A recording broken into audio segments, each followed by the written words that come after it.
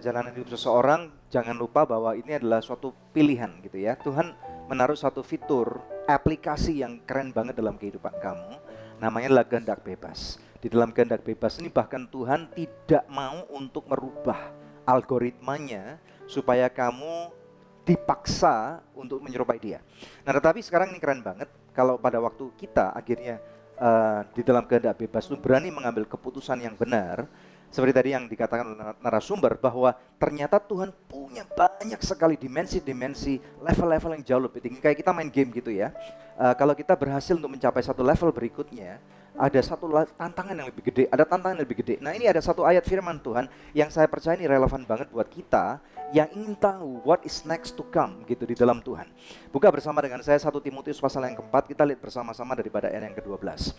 Nah di sini firman Tuhan berkata dengan very detail, very specific, ini keren banget dan ini berkata, jangan seorang pun menganggap engkau rendah karena engkau muda. Jadilah teladan bagi orang-orang percaya, nomor 1 dalam perkataanmu, nomor 2 dalam tingkah lakumu, nomor 3 dalam kasihmu, nomor 4 dalam kesetiaanmu, dan nomor 5 di dalam kesucianmu. Ini keren banget. Ada 5 level yang tadi saya katakan, kalau kita percaya kepada apa yang Tuhan taruh dalam kehidupan kita. Ingat ya, ada satu aplikasi tadi itu, kehendak bebas, ini masih berlaku. Walaupun Anda sekarang sudah berusaha sekuat tenaga, tetapi kalau Anda tidak memutuskan untuk percaya kepada Tuhan, Tuhan pun nggak akan paksa. Tetapi begitu kamu mau membuka diri kamu untuk menyerahkan hidup kamu kepada Tuhan, ini keren banget karena di dalam aplikasi itu langsung kamu akan masuk going to the next stage. Nah, going to the next stage ada 5 stage ini yang Tuhan taruh dalam firman Tuhan, ini keren banget. Dan pada waktu kamu master setiap stage ini, rewardnya adalah nggak akan ada orang kamu menghina kamu lagi, nggak akan ada orang lain yang akan bisa merendahkan kamu, regardless mobil apapun yang kamu naikin, apakah kamu naik bus ataupun kamu jalan kaki, it's not about that anymore. Karena di sini dikatakan level yang pertama, kesukaran daripada orang-orang muda itu adalah nggak bisa dipercaya dalam perkataan. Nah ini tantangan, ada banyak referensi daripada firman Tuhan yang dapat kita ambil dan kita belajar dari mentor-mentor kita, dari gereja kita, bagaimana supaya perkataan kita dapat belajar untuk dipercaya.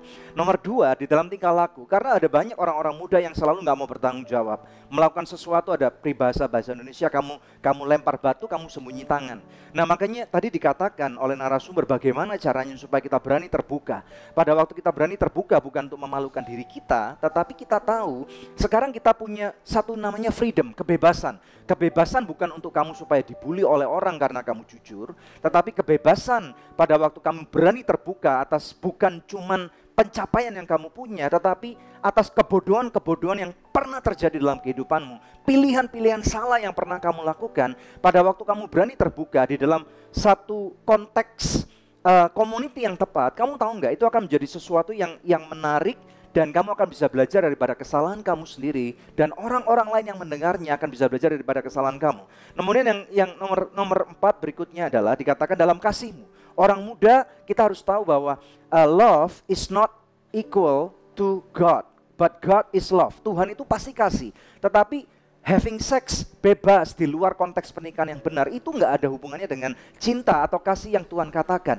Nah ini kita harus mengerti tentang apa yang Tuhan katakan nih, bahwa Tuhan pada waktu dia ada di dalam kehidupan kita, kehendak bebas yang kita punya, aplikasi yang tadi itu, kita nggak perlu program jam berapa kita akan bisa mengalami kasih itu. Anytime, 24 jam dalam sehari, 365 hari penuh, 366 hari bahkan, tahun kabisat pun nggak akan terlewatkan.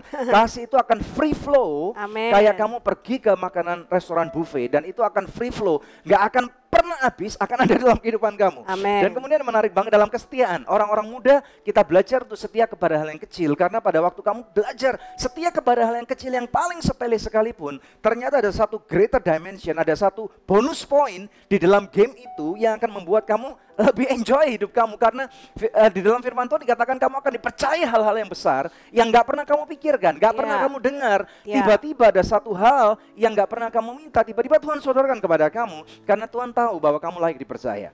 Nah ini keren banget, apalagi dalam kesucian. Kita tahu kesucian kita bukan berdasarkan apa yang tidak mau kita lakukan, tetapi kita memilih di dalam aplikasi tadi kehendak bebas itu, untuk kamu memilih untuk melakukan apa yang firman Tuhan katakan.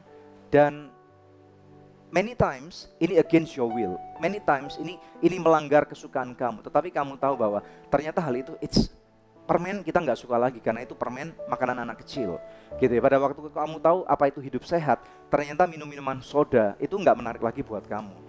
Karena ini ada satu enjoyment yang berbeda. Nah, saya berdoa biarlah kalian menyaksikan episode ini, kita akan belajar sesuatu yang luar biasa. Karena kasih karunia Tuhan ini sangat besar sekali, dan kasih Tuhan kepada kita, kepada saya, kepada kamu, kepada Anda yang nonton acara ini, saya percaya ini nggak kebetulan. Tuhan nggak cuman kebetulan mati, Dia nggak cuman kebetulan ada di sana, tetapi ini is all by grand design. Ada satu desain yang sangat keren banget. Kalau manusia aja bisa buat aplikasi untuk kita pakai di handphone, nanti bisa very useful, apalagi rencana Tuhan. Ini nggak kebetulan. Percaya sama saya, percaya sama apa yang firman Tuhan katakan. Dan firman Tuhan berkata bahwa Dia datang untuk ke bumi ini, untuk memberikan kamu hidup, dan hidup yang penuh dengan kelimpahan. Amin. Anda tertantang mau main game ini bersama dengan kita? Mari kita main game ini. Ada 5 level yang kita harus mainkan, dan kita percaya pada waktu kita masuk kepada level ini, kita mau berdoa bersama-sama, dan biarlah Roh Kudus akan menyanggupkan kita. Mari kita berdoa. Haleluya. Bapa, dalam nama Yesus berdoa untuk orang-orang yang menyaksikan episode ini, khususnya mereka yang percaya bahwa mereka struggle dengan kehendak bebas mereka. Kami berdoa biarlah dalam kehidupan mereka akan melihat ada satu rencana yang besar dalam kehidupan ini, Tuhan. Bapak, kami berdoa di dalam nama Yesus, Engkau lawat anak-anak muda atau siapapun pemirsa, bahkan orang tua sekalipun.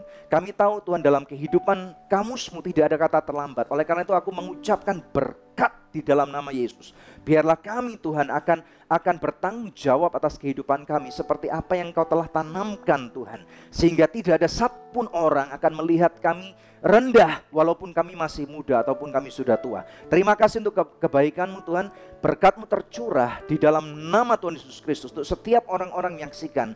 Tuhan, mereka yang masih struggle dalam berbagai aspek kehidupan, Tuhan kasih mereka hikmat. Hikmat Tuhan tercurah dan tidak akan pernah habis. 366 hari dalam waktu setahun. Di dalam nama Tuhan Yesus Kristus, aku memberkati kamu. I bless you. Terima sekarang di dalam nama Tuhan Yesus Kristus.